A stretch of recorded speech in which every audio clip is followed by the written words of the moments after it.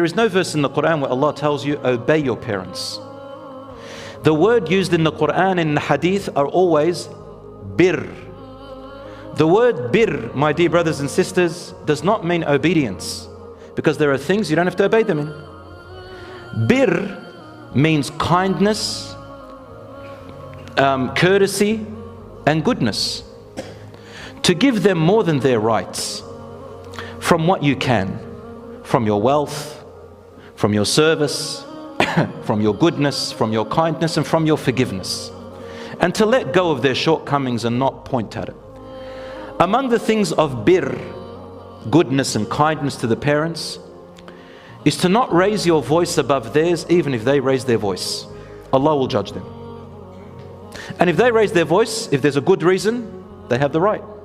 You don't raise your voice above theirs, because you will ruin your own character. And when you have children, they'll do that to you, because that's your character now, you can't stop it. Number two, you do not hurt them with a word or an action. You may be firm with them.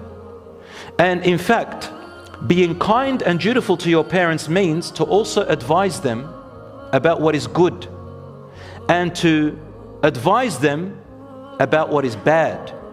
So you have amr bil ma'ruf wa nahy al munkar, command them which is good and prohibit them from what is bad.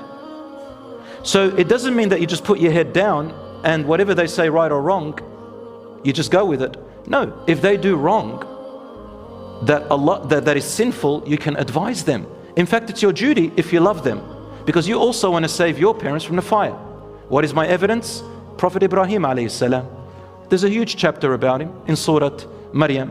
He's advising his father in a whole page. Don't listen to the shaitan, dad. Don't worship the idols, dad.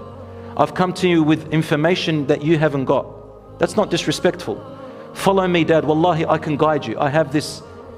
Let's say you're a doctor, you've got medical training, and you can advise your parents. Would you not advise them what's good and bad for them? Does that mean you hate them? Does that mean you disrespect them? No. So examples like that. You must protect them and defend them. Anybody who talks about them, you defend them. And you never swear at anyone else's parents. Why? Even if they deserve it. Because then they will swear at your parents.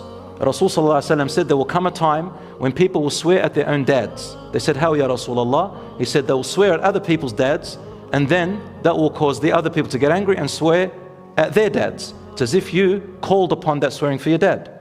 What have the parents got to do with it? And now people mention mums. This is haram. It's a major sin. You should not swear at people's parents.